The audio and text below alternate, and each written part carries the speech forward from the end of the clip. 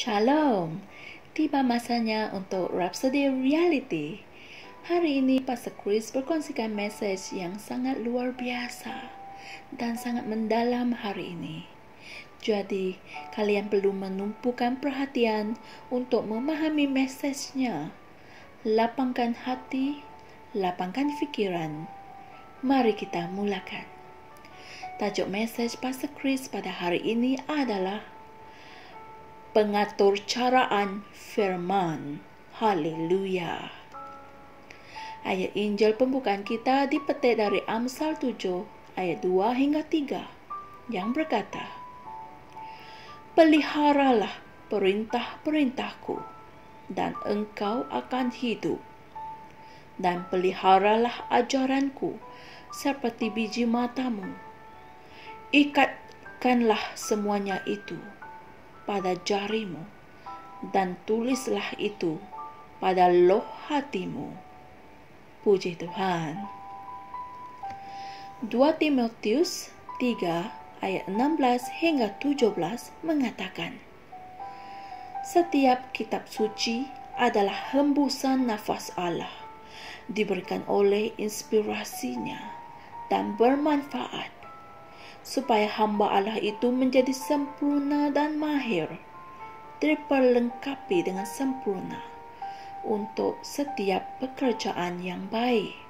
Haleluya. Ianya mustahil bagi sesiapa yang hidupnya diatur dan didorong oleh firman untuk gagal atau mempunyai kekurangan dalam kehidupan. Mustahil. Firman memprogramkan kamu untuk mencapai kejayaan yang mutlak. Amin.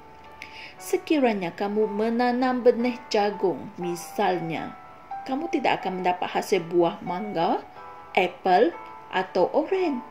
Ini kerana benih itu diprogramkan untuk menghasilkan jenis buahnya sendiri. Puji Tuhan. Dan juga, kamu mesti telah mendengar tentang pengatur caraan komputer yang mengatur urutan arahan-arahan untuk membolehkan komputer melakukan sesuatu. Begitulah juga cara firman Tuhan berfungsi. Ia merupakan rahsia penulisan, dan Tuhan yang telah mencipta penulisan itu. Penulisan adalah mengenai satu perkara, yaitu pengatur caraan. Haleluya. Apabila Tuhan berbicara kepada kamu, apabila firman-Nya datang kepada kamu, apa yang Dia maukan adalah untuk menulis program itu dan menyimpannya di dalam hati kamu, di mana kamu boleh memprosesnya dengan lebih lanjut, kerana Dia telah menjadikan kamu berkemampuan untuk berbuat demikian. Haleluya. Mazmur 82 ayat 6 mengatakan, kamu adalah Allah dan kamu semua adalah anak-anak yang maha tinggi.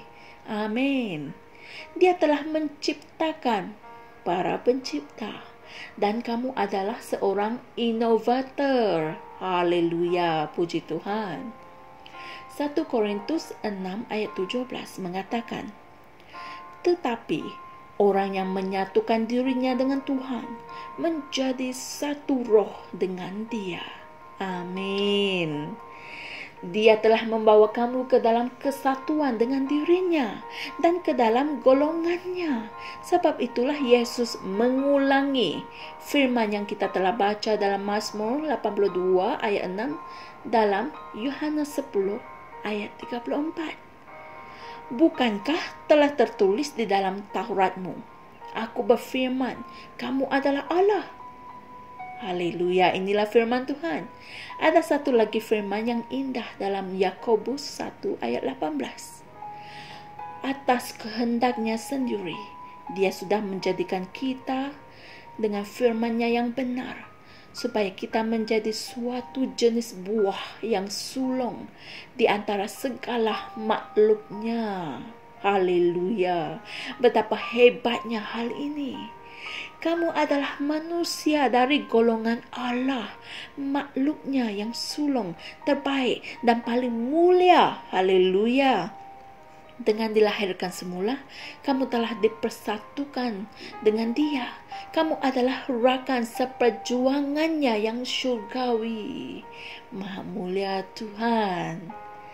Saudara-saudari semua, mari kita sama-sama membuat pengakuan ini. Aku berjalan dalam kebenaran dan realiti firman Tuhan yang abadi. Aku adalah manusia dari golongan Allah, kerana aku mempunyai kehidupan dan sifat Allah di dalam rohku. Aku berfungsi dengan ketepatan dan kecekapan, keunggulan dan kesempurnaan. Aku ialah seorang pencipta, pengedar, dan pemberi berkat-berkat yang kekal.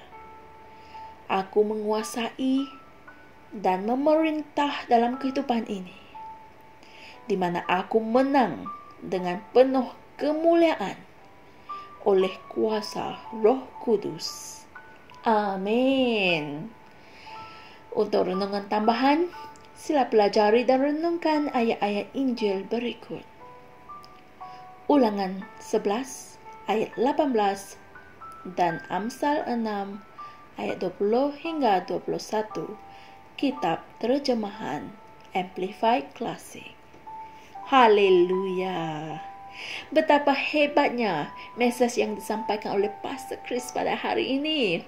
Firman Tuhan yang datang kepada kita dituliskan di dalam diri kita dalam bentuk pengaturcaraan, seperti pengaturcaraan dalam komputer.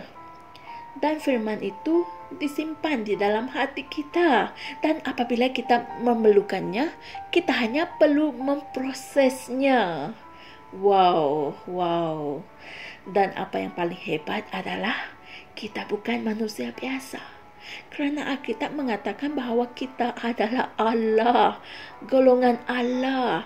Maka ini berarti kita mempunyai kehidupan dan sifat Allah di dalam roh kita. Puji Tuhan.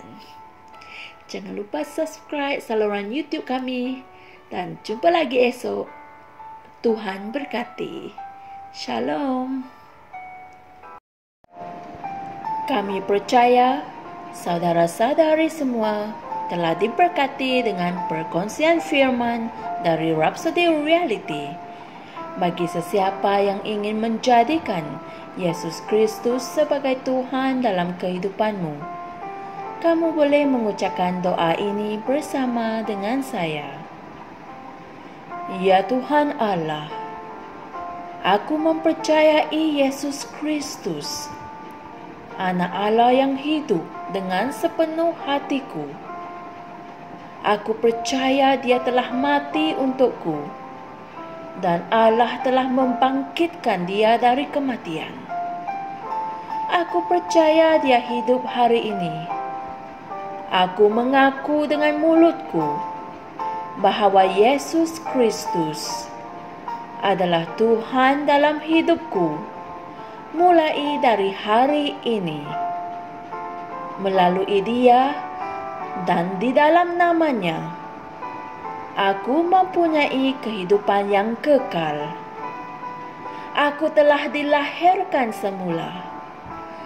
Terima kasih Allah kerana menyelamatkan jiwaku.